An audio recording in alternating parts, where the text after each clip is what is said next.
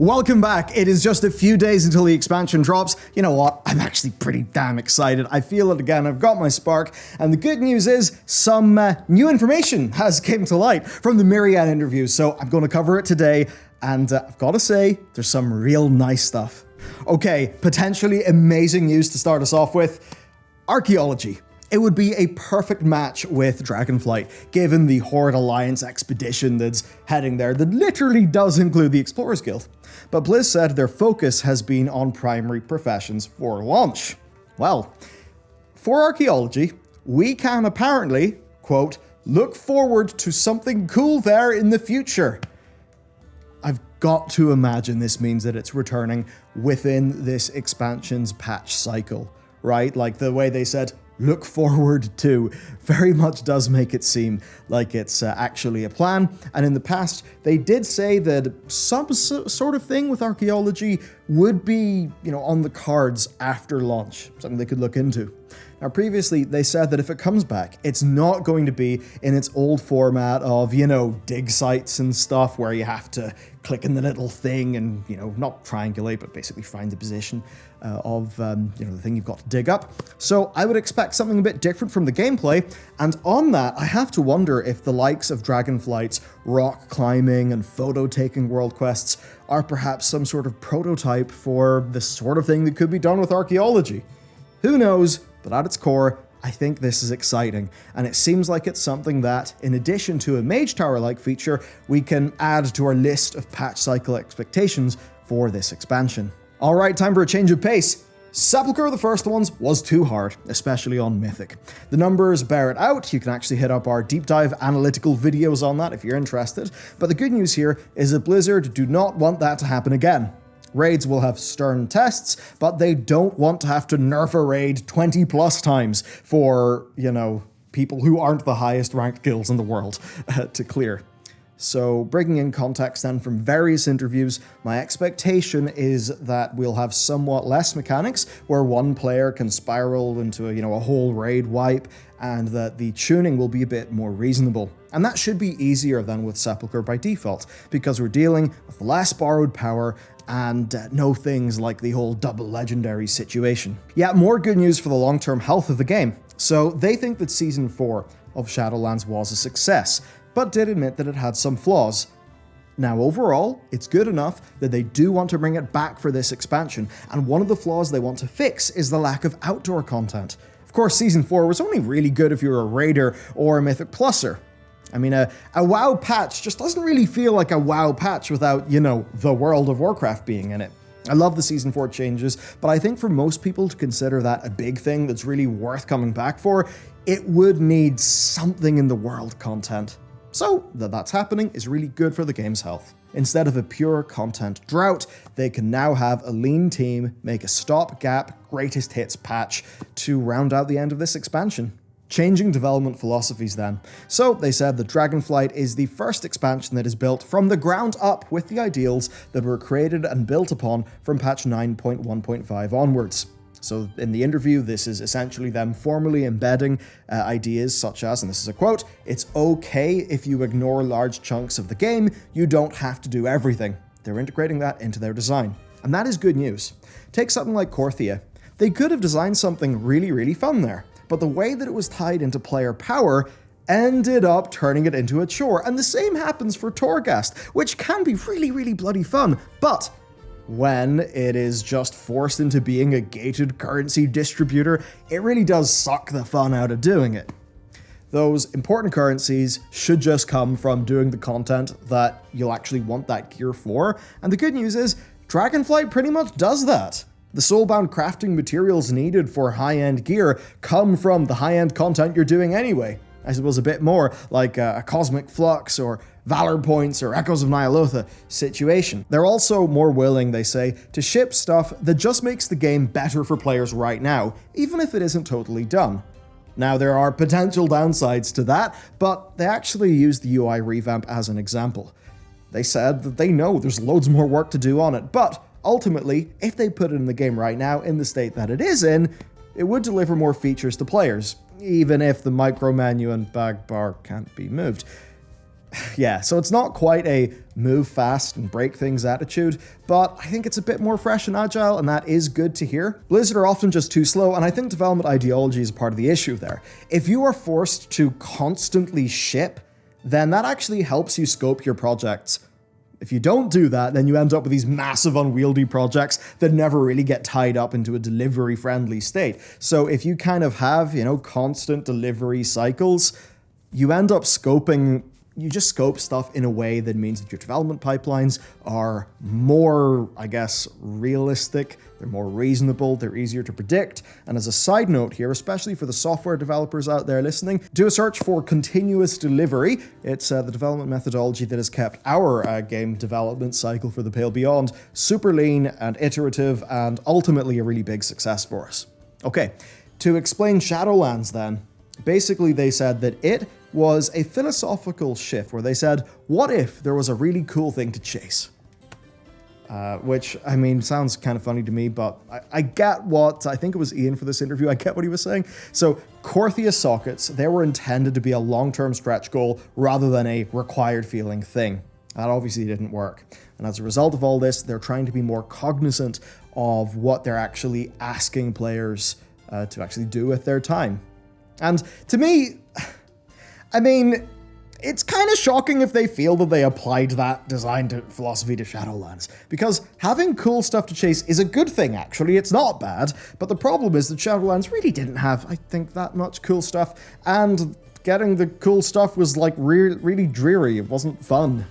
Anyhow, a good example of this stuff is the Dragonflight equivalent of the creation catalyst, where it does not require a cosmic flux like energy. It only uses charges, which means that it's so much more alt-friendly, and they're not asking for as much gameplay on your alts to use it. And that's good. Class iteration, this is important. So later on in the expansion, they want to do a sweep and change talents that are so unpopular that nobody picks them, while toning down ones that are so good that they stifle choice. I think this is good. It seems like more of a commitment to both active balancing and design iteration within an expansion's life. Generally, design-like class changes are an inter-expansion thing.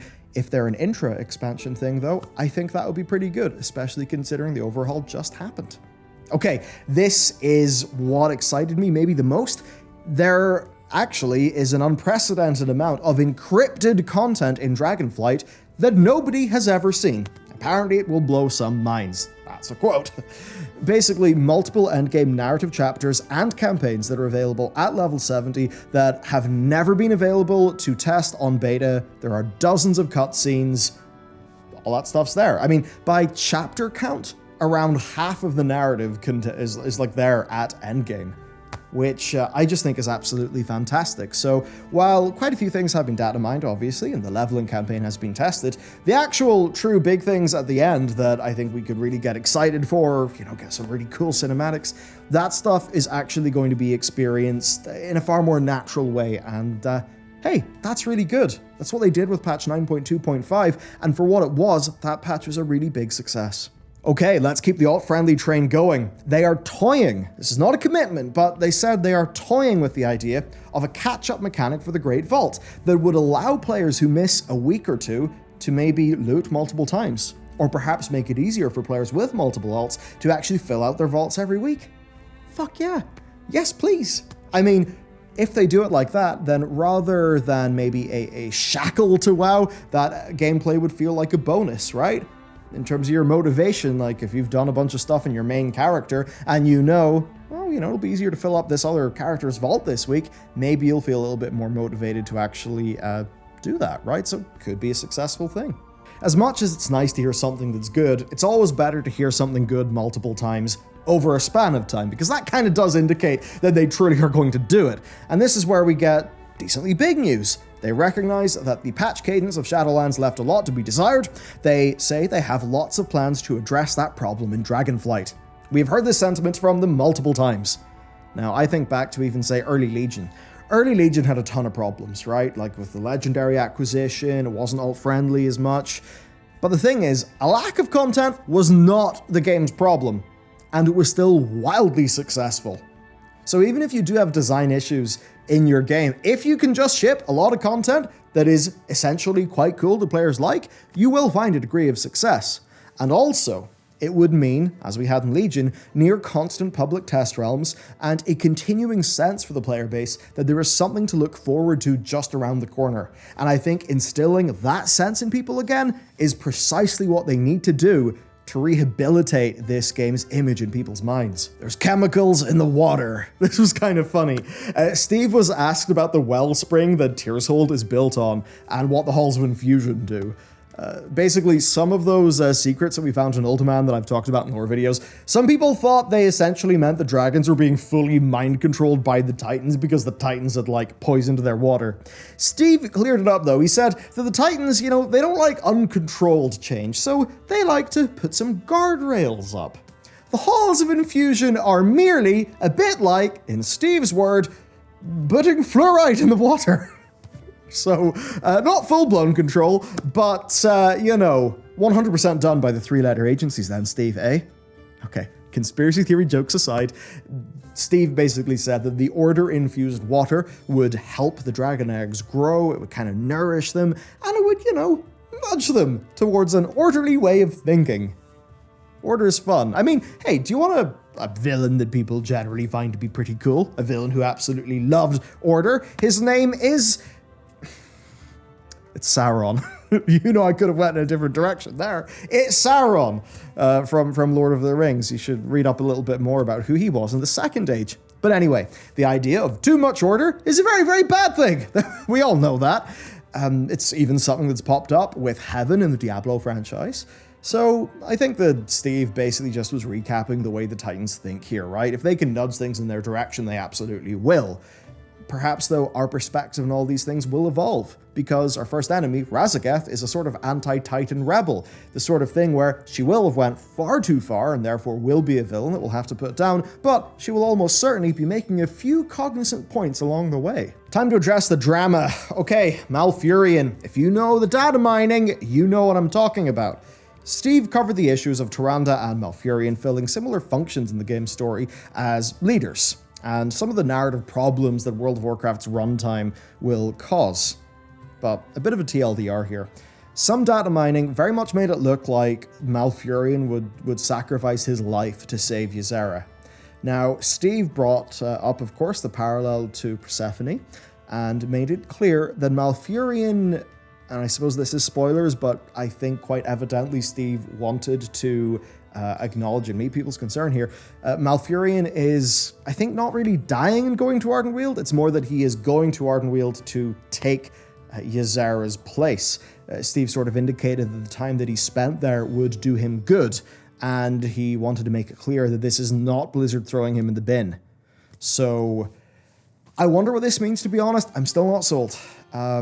Is it going to be, used again soon? Right? Like maybe we'll see him again in a future patch of this expansion, or would it be a bit more like Xal'atath, Ashara, Sylvanas, Illidan, maybe even Anduin, where it's maybe a character who's just kind of in the waiting room for WoW's next big arc? Hard to say. I'm going to fly in with a change that, to be honest, I couldn't find another spot in our video schedule to cover, but you should know. So, Evokers had no loot table for the Mists of Pandaria and Warlords of Draenor world bosses. And that meant that whenever the game looked up the loot table, the only thing that it saw was the rare mount drops. So for a short while, Evokers got just a ton of ultra rare mounts. Now Blizzard fixed that problem, but they did decide to significantly buff the drop rate of those mounts. So that means if you've ever wanted the Heavenly Onyx Cloud Serpent, Son of Galleon, Cobalt Primordial Direhorn, Thundering Cobalt Cloud Serpent, or perhaps the Solar Spirehawk from Rookmar and Warlords of Draenor, then you're in luck. Finally then, Nobble and Steve sat down and had a bit of a chat. I really enjoyed this because, me and Nobble do have similar opinions on some aspects of the lore, so he was putting forward a lot of questions that I think I would have had as well. So, let's get into it. On the side of the Shadowlands and the Jailer, Steve told Nobble that the goal, from Blizzard's point of view, was to show all the cosmic forces vying for power and how death has historically been very important. The death hasn't been ruling events, but, so Kil'jaeden did what Kil'jaeden did, Sargeras did what Sargeras did, and he did it for his own reasons. But yes, the idea that the forces of death were nudging people along the path that suited death best. They wanted us to look at these cosmic forces and their impact on the broader world, Titans and friends included. Now, as for the fate stuff, a lot of people thought that basically the Mawwalker was just following fate, right? That it was sort of preordained that we would go to the Shadowlands and do what we did. So Steve kind of answered that. He said that us mortals being very useful and being able to activate First One's artifacts is less about us being like fated saviors, and it's far more that the First Ones, you know, they understood a lot of things, they could predict some things, and leave some tools behind for us to find and use, right? So very much based on an understanding that unlike a lot of other forces, mortals have got true free will. And therefore we would be able to access and use the tools that they left behind for us as a contingency should some certain possibilities come to pass. Because unlike Void that sees anything and doesn't really know how to choose, and perhaps Order or Light who only really see one thing and are very dogmatic, the First Ones themselves are kind of a bit of everything and they're more balanced in their thinking. And you know, it's fine when Steve says it, and it feels less good when it actually happens in the game. And that got me thinking, and I'm not bringing up Final Fantasy XIV to just dump and wow here. FF14 throws many big concepts at you, including a lot of very cosmological concepts about just sort of the rules of the universe, you know, who made what happen, all of that. And that really does evolve a lot through the expansions. But what they're able to do is have a load of dialogue between your party members. If you look at the main cast of characters, the Scions of the Seventh Dawn, a lot of them are sort of more intellectual types, right? So they can chat amongst themselves and the player character in a way that basically has the in-game characters doing a lot of the lore speculation. And that essentially ends up making the story click a hell of a lot more when you're actually playing it in-game. Whereas in World of Warcraft, I mean, you're just your character, you don't really interact with anything, and you just watch shit happen. Maybe if there was more of a constant cast, maybe if we felt like Khadgar and a few people were our buddies, and we could see Khadgar talking to other people about what all this means, you know, Khadgar, Bran Bronzebeard, a few people from the Horde, of course, perhaps then Blizzard would have more success in people finding this type of storyline interesting in-game. Because right now, I think it's fun for people like me who are sitting there trying to puzzle it all out, but undoubtedly the better way to go would be for all the puzzling out to actually happen in-game as the characters find their own footing in the universe. And as for Dragonflight then, Steve was very clear that as much as these big ideas are floating about, that this is a more boots in the ground expansion. Yes, the Titans come up because obviously they're core to the world and to dragons, but it's, you know, it's not some sort of big First Ones driven story. Now, maybe it will be a First Ones driven story if you like trace the line of causality all the way back, but I think his point is that it is more dealing with, you know, characters that we know and villains that we've got to fight, more than, you know, oh, Zoval and his weird plans. Okay, that's it. That is the things that I wanted to cover. These are just basically a bunch of topics from recent interviews in the last few days and little bits of news that I thought, well, you all should know about because quite a few of them got me excited. All right, back into the guide mines I go. We are working really hard on that. If you want to check out another video, how about you check out the most recent episode of our big Dragon Lore series. It is literally some of the best stuff we've ever made. So, hey, click the box, check it out. See you next time.